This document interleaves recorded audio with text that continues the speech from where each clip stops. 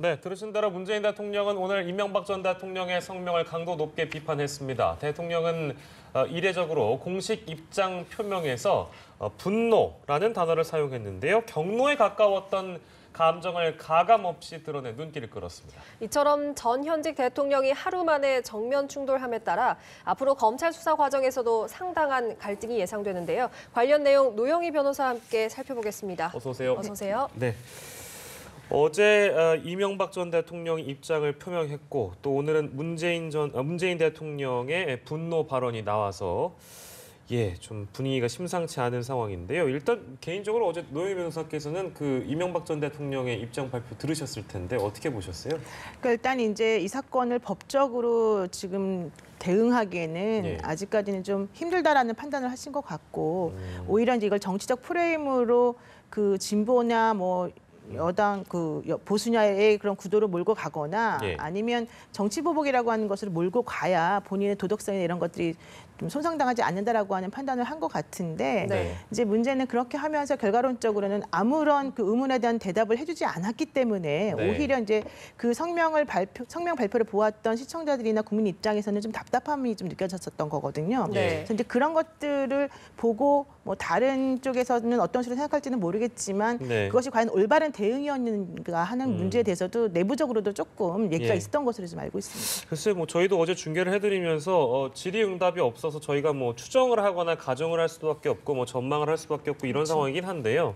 일단은 뭐 지금 그 어제 얘기한 입장 발표에서는 뭐 법적 의혹에 대한 어떤 해명이 없었기 때문에 좀 답답한 측면이 말씀하신 대로 일단 있습니다. 근데 왜 법적인 그 해석을 달지 않았을까? 그게 제일 저는 궁금하더라고요. 달 수가 없어요. 왜냐하면 지금 현재 이제 구속되어 있는 그 사람들이 실제 검찰에서 무엇이라고 진술했는지를 이명박 전 대통령 측 입장에서 알지를 못해요. 세세하게 알지 못하니까요. 네, 그런 상황에서 섣불리 대응을 했다가는 그 객관적으로 나와 있는 증거들하고 내가 변명한 내용하고 맞지 않게 됐을 때 그걸 해결하기가 좀 어렵다라고 하는 첫 번째 좀 문제점이 있고요. 두 번째로는 지금까지 진술되지 않았지만 앞으로 진술이 가능한 여러 사람들의 그 입이 있기 때문에 내가 함부로 그런 얘기를 했다가 나중에 오히려 그 사람들을 자극해서 후폭풍이 일어날 수 있기 때문에 그런 말을 지금 현재 법적인 뭐 대처 방법이라든가 이런 것들을 논의해서 하기에는 사실은 많이 힘든 상황이다. 그렇게 지금 느꼈던 것 같고 특히 그렇게 될 수밖에 없는 것이 검찰은 수사를 통해서 자료를 많이 가지고 있는 반면에 바깥에 있는 사람들은 저 사람들이 도대체 안에 무엇을 가지고 있는지 모르는 경우가 많거든요.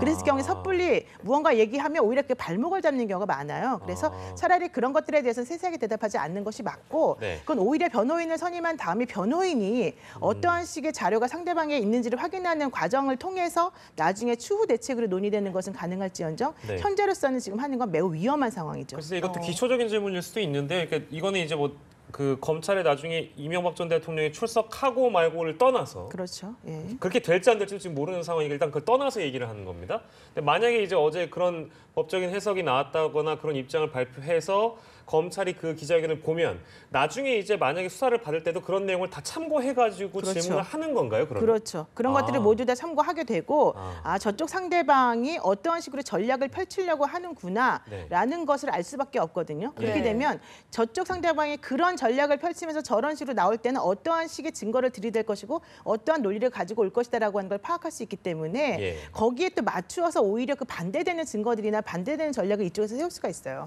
그렇기 때문에 이게 이제 수싸움이라고 우리가 보통 얘기를 하는데 함부로 그렇게 얘기를 할 수가 없는 것이고 이번에 더 중요한 게 뭐냐면은 김백준 전 총무기획관하고 김진모 전 비서관을 구속영장을 발부하면서 법원에서 증거인멸의 우려가 있다고 얘기했거든요. 그 얘기는 무슨 얘기냐면은 이명박 전 대통령 측하고 모의하거나 공모하거나 뭔가 얘기를 통해서 증거들을 어떻게든지 없앨 가능성이 있다라고 한 얘기였어요. 그 얘기는 이쪽하고 접촉하지 말아라는 얘기예요. 오히려 반대로.